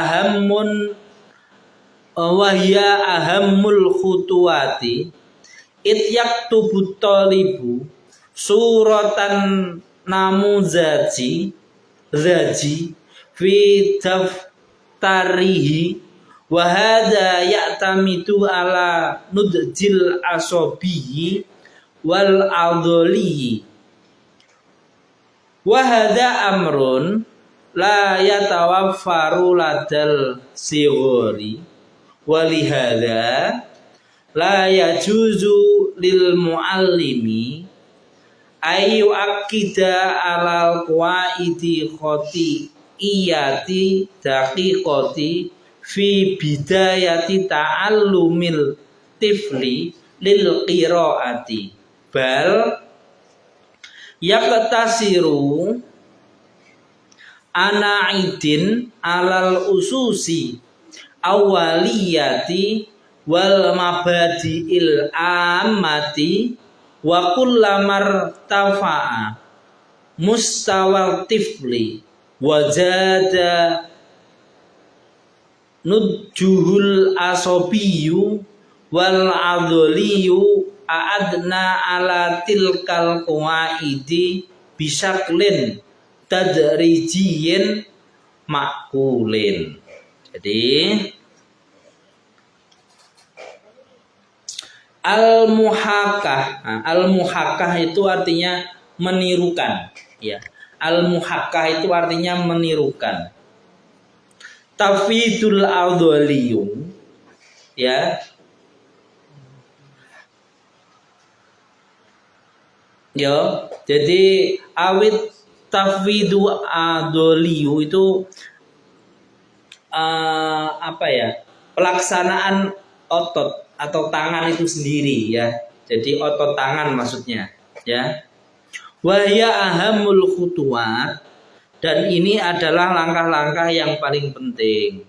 Di antaranya, ya, harus ada menulis, ada bukunya, ya. Bergantung kepada kelihayan tangan, otot tangan, ya. Oleh karena itu tidak boleh bagi guru untuk menekankan aturan-aturan yang tidak sesuai, ya, dengan garis atau dasar, ya, prinsip-prinsip yang digunakan, sehingga, ya, aturan-aturan itu tidak dilaksanakan dengan baik, ya. Jadi gini. Jadi dasar yang ketiga atau dasar daripada pelatihan yang ketiga itu, ya, diharapkan siswa itu dapat meniru, ya, dengan contoh, ya, sehingga tangan-tangan atau tangan yang sudah terbiasa menulis itu lemas, ya. Maka gini, sudah diajari senam jari belum? Nah, jadi diajari senam jari kayak gini, ya, senam jari. Bahkan kalian ada alat itu, ya, untuk senam jari, biar otot-otot tangan ini biar kuat, ya. otot-otot jari ini loh. Jadi jari kanan dan jari kiri biar kuat. Atau kalau tidak, bisa menggunakan media lain. Kalian tahu pelembungan, ya. Itu loh, apa namanya, balon. Balon itu kalian isi air, ya. Tidak usah penuh, ya. Sedikit, terus itu kalian buat remas-remas gini saja. Itu secara tidak langsung itu juga melatih otot-otot tangan. Aku ngomong remas-remas jangan ini ya, jangan berkesimpulan yang tidak ya. Nah, dasar-dasar jam itu otot pikirannya kemana-mana ya. Jadi ini termasuk latihan daripada menguatkan jari-jari tangan ya. Jadi atau bisa kalian gunakan untuk berzikir menggunakan tasbih ya. Kenapa otot-otot tangan itu perlu dilatih terus-menerus? Tujuannya itu ketika kalian menulis itu tidak mudah goyah. Ya, tujuannya itu ya. Biar ketika kalian menulis huruf itu tidak mudah goyah. Biasanya kan kalau tidak biasa kalian latih ya, ketika menulis huruf alif katakanlah, atau wawu atau ain, baik khot naskhi, solusi atau yang lain, itu kalau tidak otot-otot tangan ini tidak di jari-jari tangan tidak dilatih ya, tidak disenam, itu pasti goresan atau sapuan-sapuan dalam penulisan itu kurang bagus. Nah, jadi harus imbang ya. Jadi ketika kalian tidak menggores itu ya harus latihan senam jari ini ya. Jadi banyak ya. Tujuannya itu biar kuat ya. Jadi ora gampang gredeg ya. Jadi kalau nulis gredeg, biasanya kan kalau tidak sering dilatih itu tangan ya gredeg ini tadi ya. Jadi mau nulis gredeg terus, dan itu hasilnya pasti kurang bagus ya. Nah, padahal ketika menulis itu kan harus tenang ya, antara akal, hati ya, itu harus tenang. Makanya tadi saya menyarankan kalau kalian menulis atau latihan, membagi waktunya itu saat malam ya. Jadi malam itu suasananya kan tenang ya kan. Jadi kalau pagi kan ada hiruk pikuk ya, ada motor, ada sebagainya lah ya. Kalau malam itu kan tenang. Oke. Yang terakhir ya, syarat yang terakhir, al-muwazanatu bainal suratil lati yaktubuhat thalibu wa suratil asliyati linnamudzaji bi idraki ma yakunu bainahuma min itqanin aw ikhtilafin sawaun akrofat thalibu dzalika min tilqai nafsihi am arsyadahul muallimu ilaihi hatta yatalafahu fil mar'ati taliyati ya. Jadi dasar dari latihan ini ya, yaitu perbandingan antara gambar yang ditulis oleh siswa dan gambar asli dari model untuk menyadari apa yang ada di antara keduanya, atau perbedaan apakah siswa mengetahui sendiri atau guru pembimbingnya ya, sehingga dia menghindari atau mengoreksi kesalahan untuk selanjutnya. Maksudnya gini, jadi dasar daripada pelatihan ini ya, saat latihan yang pertama Dan latihan yang kedua, bakal latihan yang seterusnya itu dibandingkan ya. Jadi karya pertama, karya kedua, karya ketiga itu dibandingkan. Jadi harus ada perbandingan karya ya. Nah, dari perbandingan karya ini yang kita buat ya, dari karya pertama sampai karya selanjutnya kita akan melihat di sini ya kan. Oh, jadi karya pertama, kedua, ketiga, oh semakin pertama belum begitu bagus ya.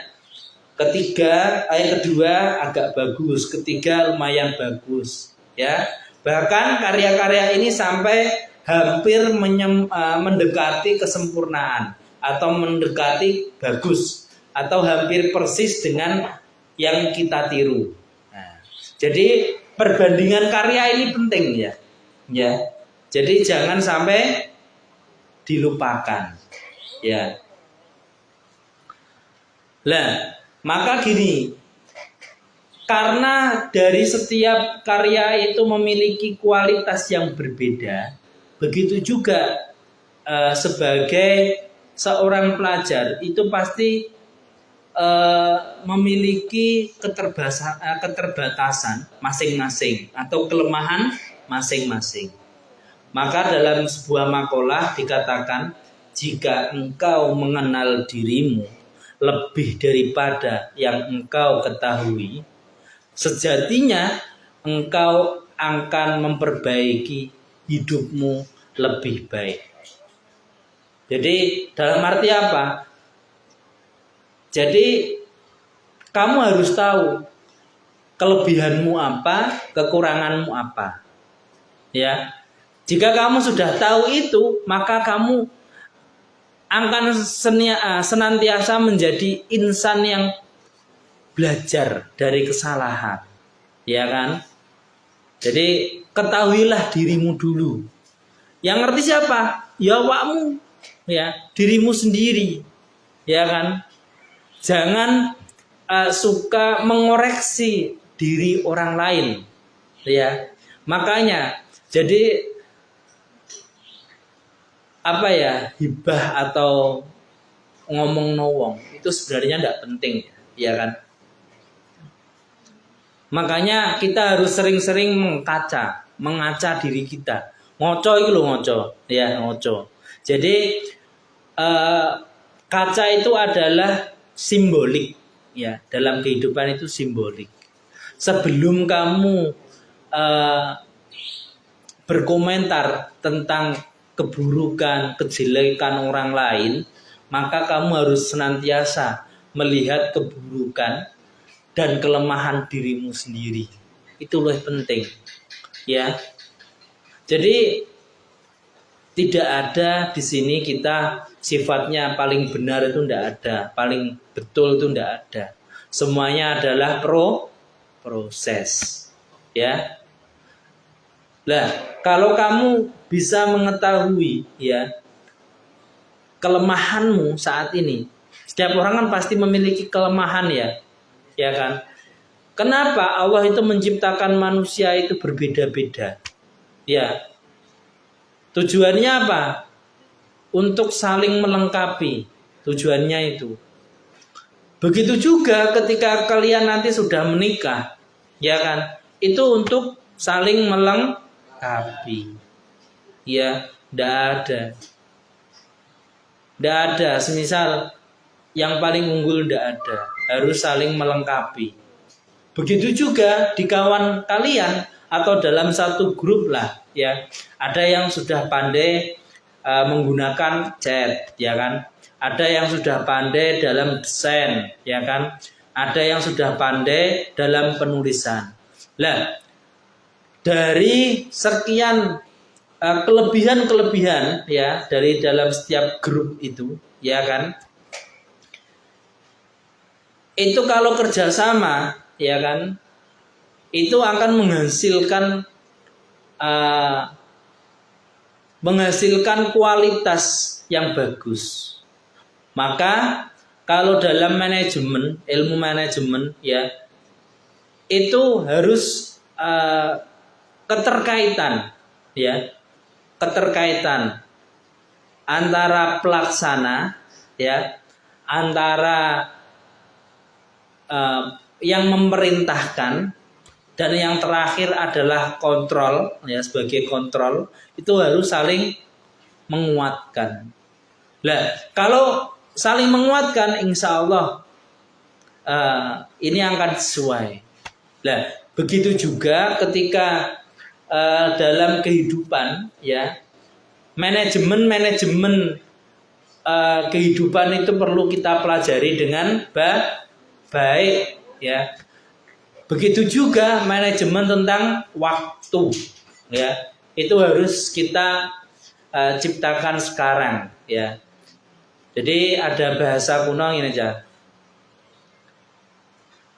Yo nak ora nak iyo. Pernah mendengar itu? Ya, iyo nak ora nak iyo. Itu bahasa tasawuf, ya, itu. Ya. Iyo nak ora. Jadi gini. Ketika kamu memiliki cita-cita atau harapan atau impian, ya kan? Ketika mimpimu itu tidak terwujud, ya kan? Dan ternyata mimpimu itu tidak terwujud, ya biasa saja. Namun kadangkala dulu kamu pernah bermimpi, ya, cuman kamu sudah melupakan mimpimu, dan mimpi yang dulu kamu lupakan terus terwujud, ya. Ya sah-sah saja. Makanya dalam kehidupan ini kita jangan terlalu berambisi, ya. Ambisi itu hubungannya karo siapa? Kalau kamu berambisi, ya kan, baik pangkat, berambisi apapun lah, ya kan, itu hubungannya dengan penderitaan. Pertanyaan saya, apakah kamu sudah siap untuk menderita? Apakah kamu siap menderita? Jadi kalau hidup karena kamu punya keinginan yang belum tentu itu terwujud, ya, dalam kehidupan, ya, itu harus. Nah, disinilah letak daripada filosofi atau dari filosofi kehidupan. Jadi lembah karo manah, ya, tahu bahasa lembah manah? Jadi lembah manah itu, ya, menerima keadaan, ya, yang terjadi. Kita boleh punya mimpi yang sangat wah, ya. Tapi mimpi itu harus kita barengi dengan kualitas, dengan penderitaan kita. Kan orang latihan itu kan menderita, kan? Ingin bagus kan menderita. Orang pingin punya motor bagus, pingin punya uang banyak, kan harus menderita. Dengan cara apa? Bekerja. Ya kan?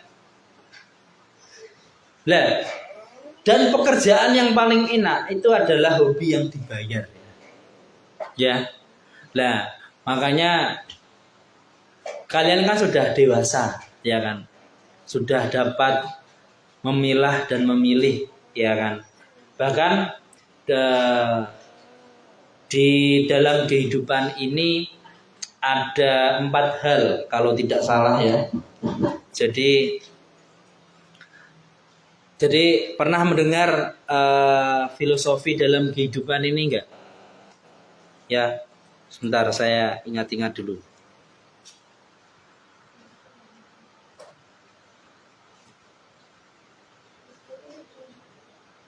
Oke, jadi dalam kehidupan ini, ya, ada 4 filosofi kehidupan yang perlu kalian pegang betul, ya. Pertama adalah toto,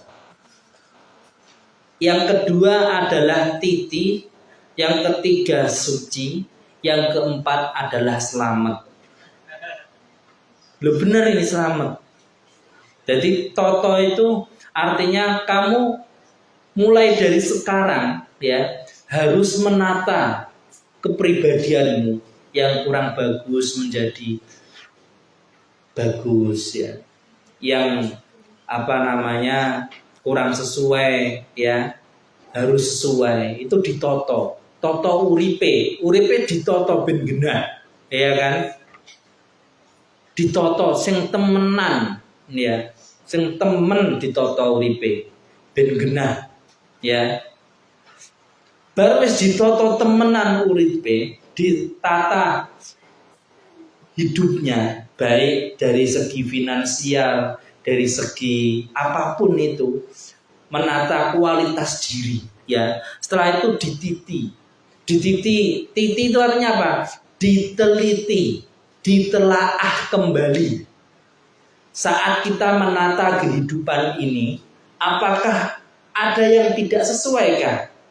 Apakah ada hak-hak yang perlu dibayarkah atau masih kurangkah ya dalam mengarungi kehidupan ini?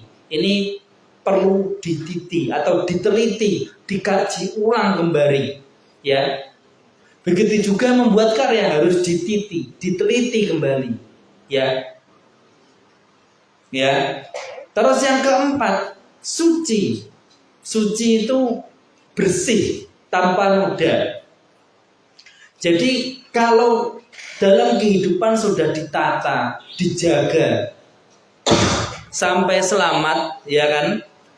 Kaget ya. Nah, memang saya sengaja, ya. Ya, ditata ya dengan begitu bijak dan baik. Setelah itu kita teliti kembali, ya kan? Setelah itu akan menjadi suci atau sempurna. Nah, ketika dalam keadaan suci itulah ya, antara toto dan titi sudah terpenuhi dengan baik. Maka ketika kita menghadap dengan Allah ya, ketika umur kan tidak ada yang tahu ya. Ya semoga yang di sini termasuk saya diberikan umur yang panjang dan barokah ya. Manfaat fidini wa dunya wal akhirat. Dan siapapun yang menyimak video ini, ya kan? Ya, semoga hidupnya senantiasa ditata oleh Allah, ya kan?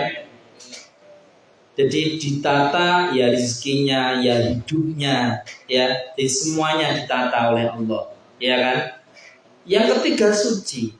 Suci itu ya kayak lembaran baru, ya kan? Nah, ketiga ini loh yang banyak disalahpahami, ya kan? Jadi suci itu ya harus bersih memang kayak buku, ya.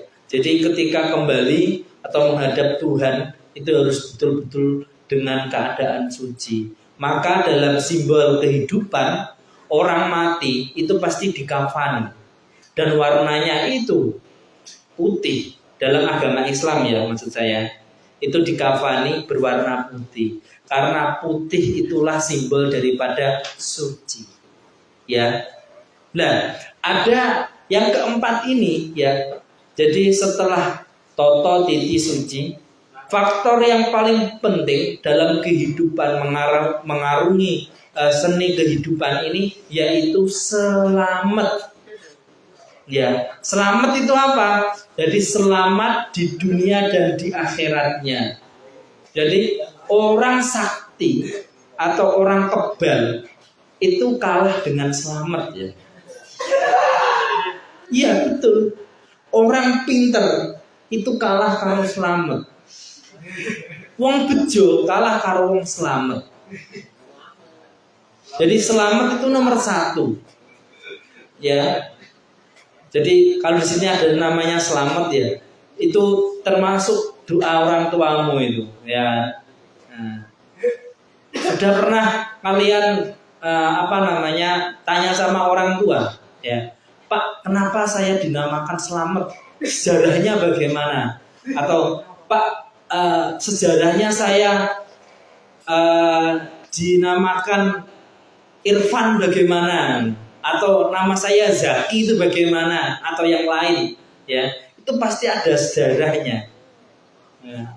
Ada asbabul nuzulnya. Nah, itu tanya ke orang tua masing-masing, ya kan?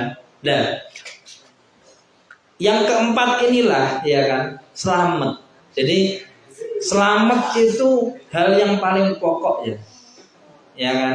Makanya di dalam doa itu pasti ada namanya doa satu jagat ya. Robbana atina fid dunya hasanah wa fil akhirati hasanah wa qina adzabannar. Dan itu diringkas doa itu ya kan, selamat jadi bahagia atau selamat di dunia dan di akhirat ya kan. Maka di Al-Quran itu kan ku anfusakum wa ahlikum naro. Jadi dirimu dulu ya kan, dirimu dulu. Ku anfusakum, dirimu dulu, baru keluargamu, baru yang lain. Jadi nggak bisa ya kan. Jadi kamu harus memperbaiki dirimu dulu sebelum memperbaiki keluargamu. Pak, kenapa dalam rumah tangga kok kita saling bertengkar ya? Karena ada miskomunikasi ini tadi ya. Nah, makanya ya panjang sekali karena gesekan di dalam rumah tangga itu pasti ada ya. Dan itu sebagai bumbunya, yo juga kaget kayak gitu. Jadi kalau masak nggak ada gesekannya ya kurang enak ya kan. Ya wes, yang penting kita tetap waras dan tetap kontrol itu tadi ya kan. Jadi tadi ada apa? Ada Toto, ada Titi, ada Suci, ada Selamat ya. Ini saya dapatkan ya ketika saya di Parangkusumo di Jogja. Waktu itu saya, ini cerita, ini betul ya, saya sedang latihan seni pernafasan atau olah nafas di PSHS ya, Pancaran Sinar Hati Suci, itu pusatnya di Klaten ya. Ketika saat itu hampir latihan, karena latihannya itu kan di pantai ya, di pinggir pantai ya, di Pantai Parangkusumo ya. Itu ada orang tua datang ke saya memberi suatu wasiat kepada saya itu, agar 4 hal ini saya sampaikan kepada teman-teman saya dan ke semua orang. PSHS, Pancaran Sinar Hati Suci, yang diolah itu kepekaan rasa hatinya ya. Jadi apakah perguruan yang lain tidak bagus? Semua perguruan itu bagus ya, bagus ya, semua bagus. Kita tidak boleh menjelekkan satu dengan lain, tidak boleh ya, tidak boleh. Begitu juga ketika kita belajar kaligrafi menggunakan madhab Hasimi atau Sauki atau Hamidi, semuanya itu bagus ya. Jadi metode-metode itu bagus ya. Dan terus harus bagaimana? Harus saling melengkapi, harus kerja sama, tidak boleh saling menjatuhkan, tidak boleh saya paling benar kamu salah, tidak boleh ya, tidak boleh ya, tidak boleh. Semua metode atau cara itu bagus ya. Adapun yang kurang bagus itu bukan ilmunya tapi pelakunya ya, dipahami ya. Jadi semua metode pernafasan itu bagus, metode penulisan dari mana saja itu bagus ya, tinggal pelakunya. Karena nggak boleh menyalahkan, ini nggak boleh. Maka konsep Indonesia atau Nusantara ini kan Bhinneka Tunggal Ika ya kan, berbeda-beda tapi jadi satu ya kan. Yang terakhir At-tamrinu yadawiyu iktisabil maharo wa yakunu dzalika bitakrori kitabatin namuzaji ba'da irsyati wal muwazanati fi kulli marratin. Jadi langkah yang terakhir yaitu latihan manual untuk memperoleh keterampilan, dan itu dengan mengulangi penulisan model dalam tulisan, bimbingan dan perbandingan setiap saat. Jadi maksudnya gini, jadi yang terakhir itu ya kan, itu harus dilatih ya, harus ada. Makanya nanti di tanggal 21 ya kan, setelah pasaran Ramadan itu ada ujian akhir. Jadi tujuannya itu, jadi biar tahu kelemahan saya di sini. Nah, nanti saya memperbaiki ini ya. Nah, saya harapkan ya kan, ngaji Naswaibul Khototin ini kan masih banyak ini ya kan. Ini kan sekitar masih berapa itu, 62 halaman ya. Ini kita baru sampai halaman 15 ya kan.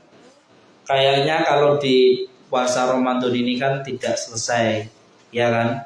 Nanti insya Allah Ngaji Naswaibul Khototin akan tetap ada. Bisa kalian simak, bisa kalian kaji nanti di channel YouTube saya ya. Pakainya Kolam Santri Art ya. Jadi pakainya Kolam Santri Art ya. Kolam ya. Kalau yang belum subscribe silakan subscribe dulu ya kan. Jangan lupa like dan ya komennya itu ya, komennya ya yang membangun ya. Pakainya huruf Q bukan K ya. Kolam Santri Art ya. Nanti insya Allah ngaji Naswaibul Khototin akan saya lanjut itu. Nanti kita masih ada satu pertemuan lagi atau dua pertemuan ya dalam 1 minggu ini ya. Insya Allah ya kita akan kejar ya. Dan nanti seterusnya bagaimana? Nanti akan saya sambung ya di channel YouTube saya itu tadi, Kolam Santri Art ya. Jadi nanti teman-teman ketika sudah pulang ke daerah masing-masing, ada yang dari Madura, ada yang dari Madiun ya, ada yang dari Riau, ada yang dari Papua ya kan, ada yang dari Purwodadi, dari Jepara ya kan, ada yang dari Tasik, dari Medan, bahkan ada yang dari Thailand ya, bahkan dan ada yang dari Semarang ya kan. Itu dapat mendengarkan atau mentelaah kitab Naswaibul Khototin dengan baik sampai khatam ya. Jadi kitab Naswaibul Khototin ini sangat penting ya, terutama untuk karena nasihat untuk penulis kaligrafi ya. Karena di kitab ini itu ada sir-sirnya yang selama ini tidak diketahui oleh penulis kaligrafi ya. Jadi kitab ini sangatlah penting ya dikaji ya. Yang selanjutnya, yang ketiga, Qisasu Tadribi, wallahu a'lam bissawab. Nah ini nanti ada jamnya Ustaz Asiri ya. Jadi mari kita doa sama-sama. Bismillahirrahmanirrahim. Allahumma arhamna bil Qur'an waj'alhu lana imaman wa nuran wa hudan wa rahmah. Allahumma dzakirna minhu ma nasina wa 'allimna minhu ma jahilna warzuqna tilawatahu ana al-laili wa adrafan nahar waj'alhu lana hujjatan ya rabbal alamin. Subhana rabbika rabbil izzati amma yasifun wa salamun alal mursalin walhamdulillahi rabbil alamin. Assalamualaikum warahmatullahi wabarakatuh.